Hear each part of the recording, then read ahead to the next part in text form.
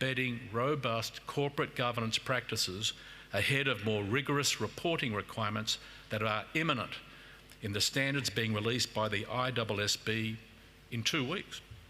These ambitious standards will require companies to adopt a systematic approach to collecting and analysing data across the company itself and its supply and value chains. Preparation for that should be starting now. The Treasury these standards that will cover the government's plans for when they are intended to be adopted and come into operation, and a scaled introduction depending on the size of the entity is expected. The paper will likely appear within the next couple of weeks. So again, the signal is clear. Change isn't just coming, it's happening. At the centre of a once-in-a-generation shift in financial reporting and disclosure standards.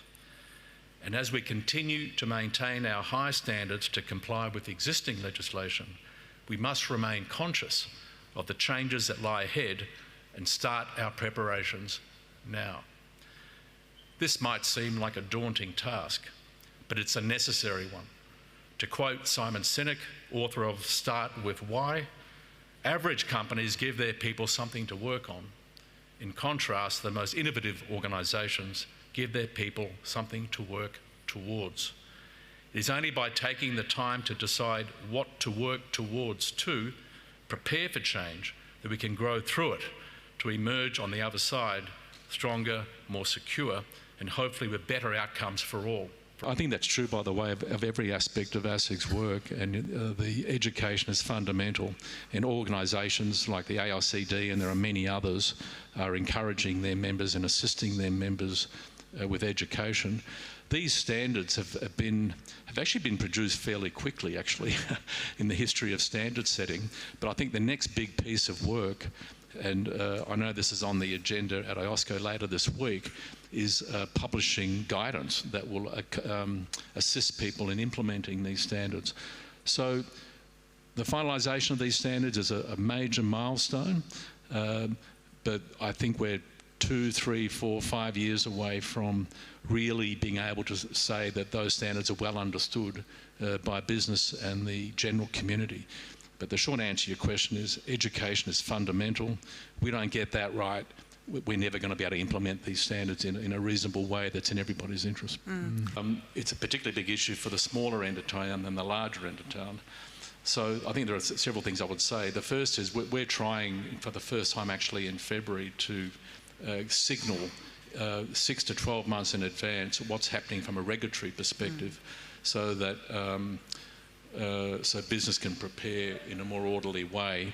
This is the idea of a regulatory grid that's taken hold in the UK, and we're sort of trying that in Australia. There's no doubt that between issues like cyber and climate disclosure, there are very fundamental challenges facing a business. And from ASIC's perspective, we'll do our best to be open and transparent with what we think are reasonable expectations, how we think the law works. And I know that's a view shared by our other regulators and Treasury. ASIC does use elements of machine learning for dealing with some of its data sets. It's certainly part of our ambition to use the technologies that make up AI as part of our regulatory toolkit. But just recently we finalised an internal policy around data governance and ethics. So there's a huge amount of work involved in responsibly using data to implement what we call AI. But the issue that, and this is very much on my mind just the last few months, there's a lot of work going on in this area. The public debate talks about the evils of AI and the benefits of AI. From my perspective as a regulator, I do worry that the AI presents new opportunities for fraudsters and people who are dishonest to scam people, to abuse identities. That the whole capability of this technology or technologies to mislead people is huge.